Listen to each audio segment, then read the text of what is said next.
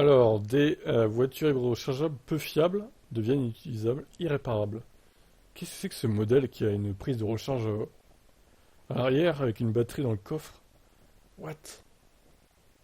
Mercedes classe B, classe C hybride à la batterie défaillante. Ok, d'accord. On dirait un rétrofit mal fait, quoi. Trop bizarre, hein. IV Clinique s'appuie sur plusieurs exemples passés dans leurs ateliers. Une Mercedes classe C 350 PHEV W205, une Kia Optima PHEV de 2017, une Porsche Panamera e-hybride et des Nissan e-Power. Motorisation proposée sur les X-Trail et Qashqai en Europe. Ah bah le fameux e-Power, apparemment c'est de la merde, hein. Nissan, hein. Une batterie gonflée et hors service d'une Kia Optima PHEV. Oh là là.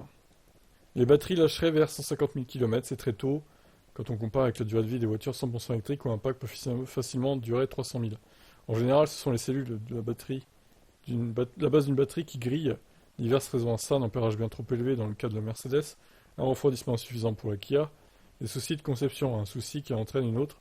Un autre souci, le remplacement des packs est très compliqué. Des batteries introuvables hors de prix. Il faut bien comprendre que nous avons affaire à des voitures hybrides rechargeables. D'ancienne génération, où la connaissance et surtout la production à grande échelle des batteries lithium-ion n'a rien à voir avec aujourd'hui.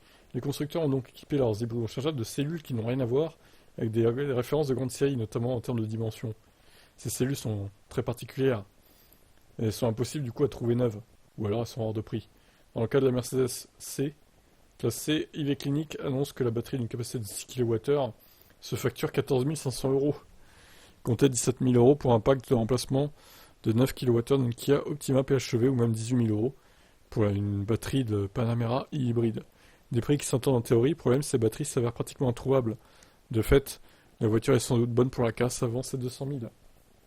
Le cas du Nissan e-Power, ces problèmes, comme expliqué plus haut, concernent surtout les hybrides rechargeables à la conception relativement ancienne. On pourrait donc croire que les hybrides récentes pourraient échapper à ces coûteux ennuis, mais il semblerait qu'ils concernent aussi les voitures hybrides bien plus récentes, notamment les e-Power de chez Nissan. Petit rappel technique, cette motorisation hybride non rechargeable s'appuie sur un moteur thermique qui fait office de générateur pour alimenter de petites batteries.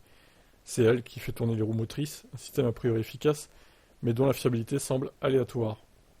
Oula. Un moteur électrique HS d'une motorisation e-Power. Bah c'est de la qualité, hein, dis donc, les japonais là. Le garage spécialisé dans l'hybride et l'électrique remonte plusieurs cas de casse du petit moteur électrique chargé de faire la liaison entre le moteur à essence et la batterie.